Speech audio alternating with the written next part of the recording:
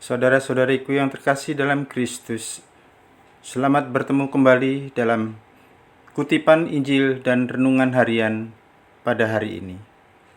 Salam sejahtera buat saudara-saudari semua dimanapun Anda berada. Damai dan sukacita oleh Roh Kudus melimpahi dalam hati dan kehidupan saudara-saudari semua. Amin. Saudara-saudari yang terkasih, marilah sebelum kita mendengarkan sabda dan renungan pada hari ini, kita berdoa. Dalam nama Bapa dan Putra dan Roh Kudus, amin. Allah yang Maha Agung, penyelenggaraanmu sungguh mengagumkan. Malaikat dan manusia sama-sama Kau panggil untuk mengabdi dan melayani Engkau. Semoga pada hari yang baru ini, aku bersama para malaikat mampu mengabdi dan melaksanakan tugas perutusan dengan sukacita. Demi Kristus, Putramu, Tuhan dan pengantara kami. Amin. Bacaan pertama dikutip dari kitab pertama Makabe bab 2 ayat 15-29. Pada masa pemerintahan Raja Antiochus Epiphanes, orang-orang Yahudi dipaksa meninggalkan ketetapan hukum Taurat. Sekali peristiwa, para pegawai raja datang ke kota Modein untuk menuntut orang-orang Yahudi mempersembahkan kurban kepada berhala. Banyak orang Israel datang kepada mereka. Matatias dan anak-anak berkumpul juga. Pegawai raja itu angkat bicara dan berkata kepada Matatias, "Saudara adalah seorang pemimpin, orang terhormat dan pembesar di kota ini, dan lagi didukung oleh anak-anak serta kaum kerabat. Baiklah saudara sekarang juga maju ke depan sebagai orang pertama untuk memenuhi ketetapan raja. Hal ini telah dilakukan semua bangsa, bahkan juga orang-orang Yehuda dan mereka yang masih tinggal di Yerusalem. Kalau demikian, niscaya saudara serta anak-anak saudara termasuk dalam kalangan sahabat-sahabat raja dan akan dihormati dengan perak, emas, dan banyak hadiah."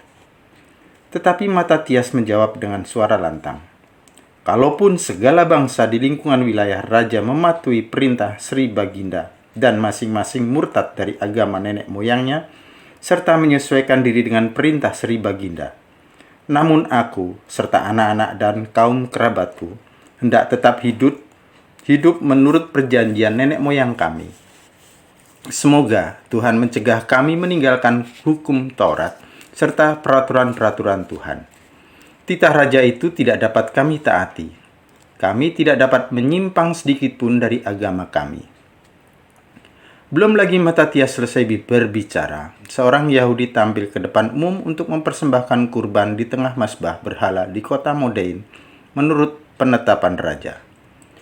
Melihat itu, Matatias naik darah dan gentarlah hatinya karena geram yang tepat. Disergapnya orang Yahudi itu dan digoroknya di dekat mazbah. Petugas raja yang memaksakan kurban itu pun dibunuhnya pada saat itu juga.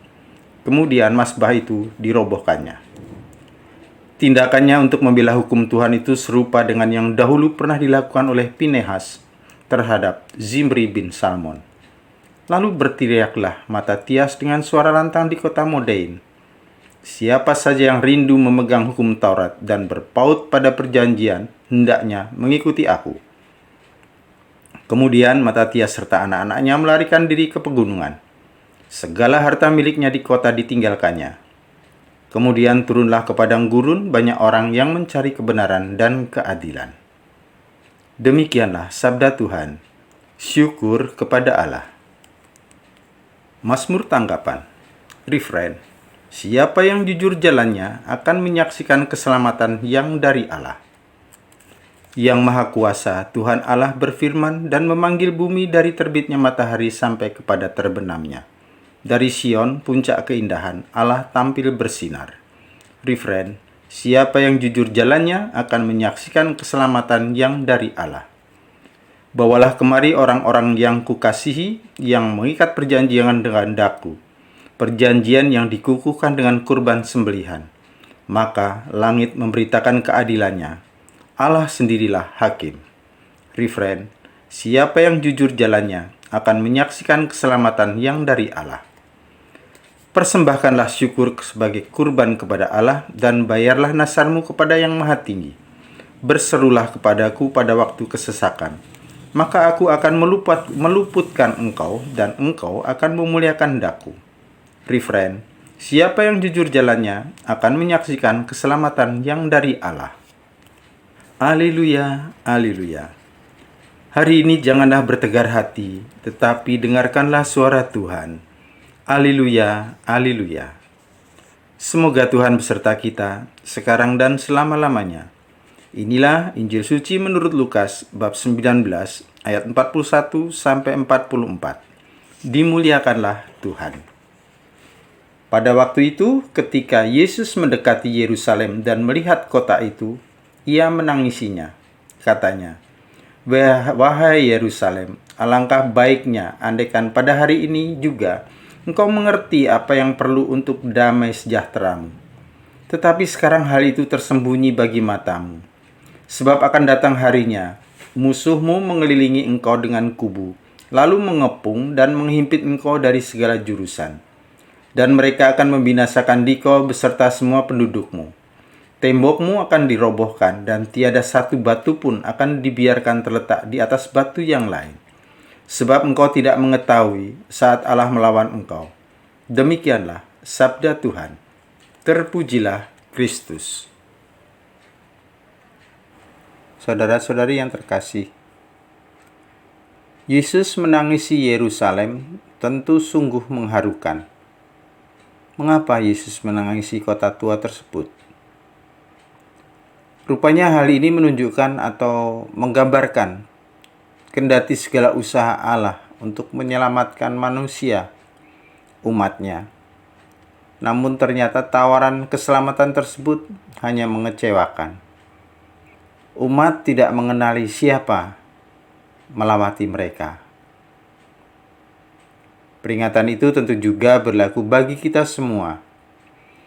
Betapa kasih karunia yang telah ditawarkan kepada kita dalam hidup ini menjadi sia-sia karena kita tidak mampu memahami bahwa Allah telah melawati kita dalam kehidupan kita di dunia ini. Apakah Yesus Kristus tidak menangisi kita juga? Apakah kita masih mau mengembangkan kepekaan seperti itu? Apa yang perlu kita perhatikan? Ada hikmat yang mendalam dalam kisah ini, yakni bahwa anak Allah menaruh hati pada suasana kehidupan yang pantas diratapi. Tentu ratap tangis itu bukan ratap tangis keputusasaan, melainkan tanda bela rasa dan setia kawan yang mendalam. Dengan ratapan itu diharapkan rasa pilu masih bisa muncul dari hati yang keras. Hati baru bisa muncul karena rindu akan kebaikan dan pembaharuan.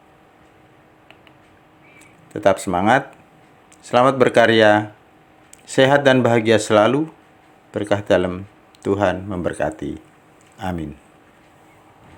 Kemuliaan kepada Bapa dan Putra dan Roh Kudus, seperti pada permulaan, sekarang, selalu, dan sepanjang segala abad. Amin.